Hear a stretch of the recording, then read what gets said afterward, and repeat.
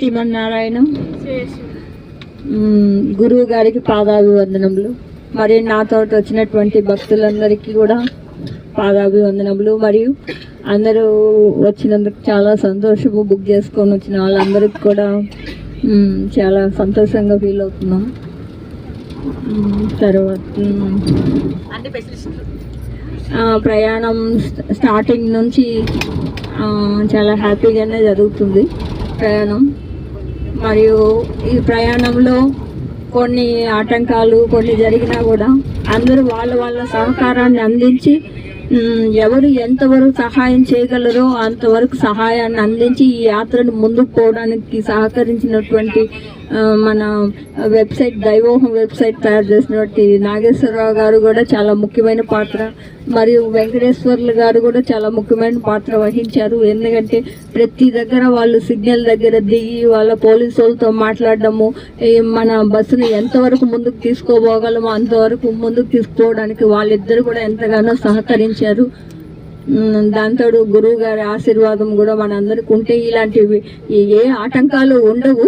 కానీ అప్పుడప్పుడు ఇది కలికాలం కదా, ఇలాంటి ఆటంకాలు వస్తూ ఉంటాయి. అంటే వీళ్ళు ఎలా స్నానం చేస్తారో చూస్తామని కలిదేవుడు మనల్ని చూస్తూ ఉంటాడంట. వీళ్ళని మనం ఆపేయాలని ఎన్నో విధాలుగా ఆయన ప్రయత్నించాడు. కానీ గురువు గారి ఆశీస్సులు, ఆయన యొక్క నారాయణ భక్తి స్వామి వల్ల అలాంటివి ఏం జరగవని నాకు మనసులో అనిపించింది. కానీ వాటిని అన్నింటిని చేయడానికి కూడా అందరూ ఛేదించి కలిదేవుని ఎదిరించి మనం అందరం ఆ పుణ్య స్నానం చేస్తాము. కానీ ఇది అందరికీ జరగదండి. ఎందుకంటే ఎంతో మంది ప్రాణాలు పోగొట్టుకున్నారు ఈ యొక్క స్నానానికి వచ్చిన వాళ్ళు. బస్సులు బోల్తా పడ్డాయని మరియు క్యూలో చనిపోయారని, ఇట్లా చాలా షెడ్లు కూడా తగలబడిపోయాయని చాలా మంది చెప్పారు. అందరూ భయపడి వెనకడుగు వేశారు. కానీ మనం ముందడుగు వేసాము. ఎంత మాత్రం మనం భయపడలేదు. అయోధ్య రాముడు కూడా దర్శనం ఇస్తాడు. ఆయన మన రంగాచారి గారికి దర్శనం ఇవ్వకుండా ఉండడు అని అనుకున్నాను నేను. ఆయనకి దర్శనం లేకపోవడం అని కూడా నేను అట్లా జరగదా అని మనసులో అనుకున్నాను గట్టిగా. అట్లా జరగకుండా కూడా జరిగింది. ఆయన మంచి విఐపి దర్శనాన్ని అందరికీ కల్పించాడు. ఒక్కొక్కరు జనాలు ఎలా లైన్లో ఉన్నామో మనం చూసాము. ఒక్కొక్కరు 8 hours వెయిట్ చేశారు. కానీ మనం అలా రాముడు మనల్ని వెయిట్ చేయలేదు. చాలా ప్రశాంతంగా బస్సులో కూర్చోబెట్టి మరుసటి రోజు మనల్ని చాలా జాగ్రత్తగా తీసుకెళ్ళి 10 నిమిషాల్లో మనం బయటకు వచ్చామంటే అంతకన్నా రామ అనుగ్రహం మనకు లేదని నేను అనుకుంటున్నాను. కాబట్టి ఆయన అనుగ్రహం మనకి సంపూర్ణంగా లభించింది. అలాగే మనకి కుంభమేళలో కూడా మనం పగటిపూట స్నానం చేస్తుంటే జనాలతో మనం ఇంత హ్యాపీగా అవన్నీ చేసుకోలేము అనుకున్నాను. సాయంకాలం కానీ సంధ్యా సమయంలో కానీ చాలా బాగా మనకి అనుకున్న విధంగా జరిగింది. దాంతో మా అమ్మగారు చనిపోయిన తిథి కూడా అదే కావడం అనేది నా అదృష్టము. ఆమెకి అన్ని విధాలు అక్కడ కుంభ స్నానం జరగడం అంతా చాలా హ్యాపీగా అనిపించింది. తర్వాత మనం కూడా మనకు తెలిసిన అన్ని కార్యక్రమాలు అక్కడ చేసుకున్నాము.